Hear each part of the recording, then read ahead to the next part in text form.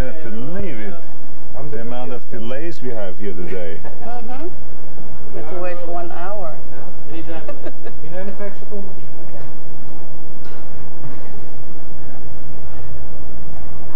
Could you tell us what Total Recall is about? No. Why not? Because it would take me the 2 hours, that's the length of the movie, it would take me those 2 hours to explain it to you. All I can tell you is, though, that this is the most exciting movie. It has the most suspense of any movie that I've ever seen. It has action from the beginning to the end. It is tremendously fast-paced. It is great adventure all the way through it. It has beautiful women in it. It has sex. It has violence. It has a great story. It has everything in it. It's like one of the executives of Columbia Pictures that has seen the picture has said, this is rock and roll from the beginning to the end. It's the most exciting thing, and he was the man that made Batman, Peter Guber and John Peters, and said this is better than Batman. So that's all I can tell you about the movie, because to tell you the story, it's a very complex story, very sophisticated story that deals with deprogramming the mind and robbing your memory and all those kind of things, and it deals with Mars, out of space stuff. It is too complex to really tell the story. Well, you told enough like this. That's right. Are you pleased with your character? I would say that pleased is really not the right word for it in this case. I'm ecstatic about the character that I played in this film, simply because I had the chance of playing two characters. One that is a very evil character that was in charge of Secret Service on Mars, and one that is the good character that saves Mars and creates atmosphere on Mars, and that saves, you know, thousands and thousands of people and so on. So it's a very good character. So I think that from an acting point of view, that challenge was really interesting for me, and it was one of the reasons why I wanted to do this movie very badly. How was it to work with Paul Verhoeven? It was the greatest pleasure working with Paul Verhoeven, because he is a very, very talented man. Talented in many different kinds of movies as a director. Not only the action genre, but also in movies. If you think about just the different kinds of movies he has made, from Turkish Delight to Robocop, to Flesh and Blood, and films like that, you see each film is different. But one thing he always has is he has always a touch of humor in those films, and that's why they become very entertaining, and that's why it was very important for this project, for Total Recall, to have Paul Verhoeven direct the film, because we knew that he has the skills, the technical skills, to do the film, because it's a very technical movie in some ways, but he also has the understanding of action and adventure, and he has an understanding at the same time of humor. And today, the only way you can entertain people all over the world, not just in America, but in Europe and in Asian countries and the East Bloc countries and so on, is through a combination of action, adventure and humor. You got to have the humor in there, and we in Total Recall have plenty of that in there, and I think Paul did a fantastic job. As a human being, he's of course the most straightforward person that you can imagine. He's honest, he tells you if he doesn't like a scene, he squares off with you the right way. As a director, he was a genius. He was really my favorite director I've worked with, and I hope that I can work with him right away again. You recently became a father. How does the fatherhood suit you? Well, interestingly enough, that all happened while we were shooting Total Recall in Mexico. One day my wife came down to Mexico and she says, I wanted to find out from you what you're doing on December 10th. So I said, December 10th. I said, don't book anything for me. You know how busy I am in all this. And then she said, well, you know, first of all, we want to see, are you available on this date? I said, yes. And this date, no, not really. How about December 10th? She looked at the calendar. I said, no, I'm not available. She says, well, I said, why? And she says, because that's when you will become a father. So that's how she told me the whole thing. So I said, well, okay, for that I'm available. I said, I will be at the hospital, don't worry about that. So that's how I found out. And so she came down to Mexico several times during her pregnancy and all that. And it was great. Then when the child was born, because I was at home at that time, and I could go through the pregnancy and also through the birth with her. And it is, of course, a happiness that you experience seeing this baby of yours. That is, you can't describe it. People have tried to describe it to me, and I didn't understand it. Now I understand it, having a baby. It's a great joy. It is something really wonderful in my life, and so I'm very lucky. What was the most difficult scene you had to do during this movie? I think that the obvious was of course the challenge of the different stunts and the different action, and also moving and acting in 3 different stages at the same time, also, or always. Because it was, sometimes it took a while to set up the blue screen effect in one stage. We had to go and do something else first, and then you had to jump to another stage and do another scene, and then jump to the blue screen stage and do something else. So you jumped within one day from the beginning of the movie to the end of the movie to the middle of the movie. So acting-wise, that became also a great challenge. So it was a very challenging movie, and especially being down in Mexico City for 5.5, 6 months and filming in that heat and all that. It was tough, but for us it always was worth it because it was a great project. It was a great story. You played a very little love scene in this movie. Are you getting better at it? Well, first of all, I've always been good in love scenes. I don't have many chances of doing love scenes because in my movies, in those action movies, you know, you can't always put a love scene in there. I mean, when you're playing Predator and you're being chased down in a jungle somewhere by some wild creature, you can't take the girl around the corner and say, listen, let's have a little nookie right now, right? And in the meantime, this creature is hunting you down. So it doesn't work.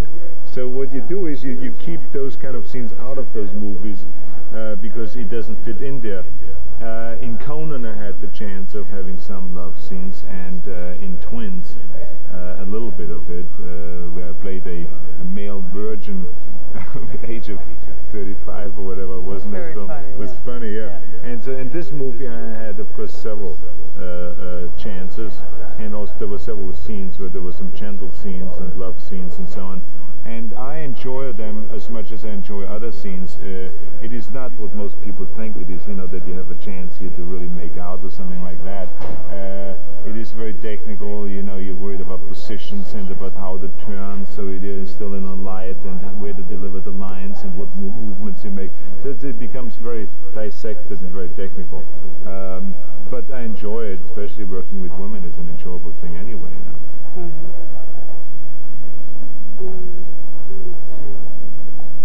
Oh yes, you came to America. You forgot question number 7. No, I didn't. No, I didn't. Okay, I made a mistake. When you came to America, what were your expectations? I expected all the things that actually happened. I expected to come to this country because I expected here to have opportunities, endless opportunities. It was always known, America was always known as the land of opportunities. It was known as the land where you can come and make your dreams become reality. It was always known as the place where through hard work you can achieve anything. And this is exactly what it was. I arrived here, I trained hard to become a bodybuilding champion and stay a bodybuilding champion for a long time. I went to school and educated myself in college and studied business and economics. And I really got tremendous opportunities because of this country. And I think that if it wouldn't have been for America, I would have never made it the way I did, because I had a tremendous desire. But as you know, when you want to make it in sports or in show business, Los Angeles specifically is the capital in the world of show business. Hollywood specifically, I say Los Angeles because it's now spreading out all over Los Angeles, the movie studios and so on. So I think that it is because of this country that I've made a career and that I've gotten where I've gotten today. You developed your characters in it. I'm sorry, I'm not in the frame.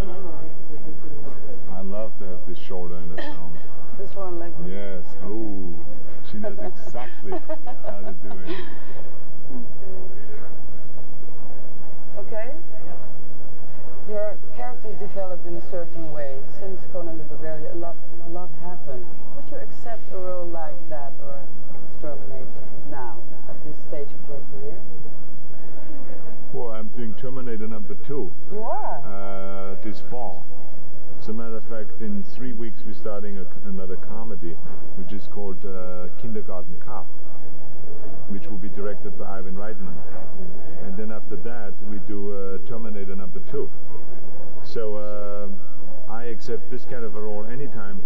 Terminator is a wonderful character to play on the screen, and I think it was then a challenge for me to play that character, and it is now a challenge to do Terminator 2.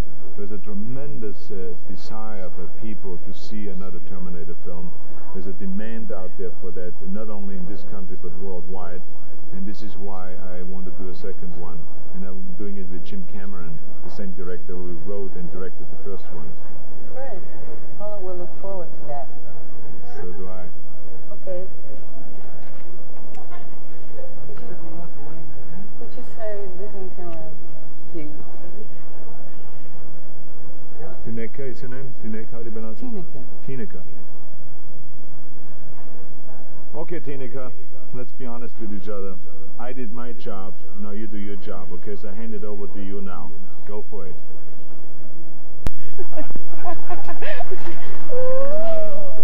All right, here we are.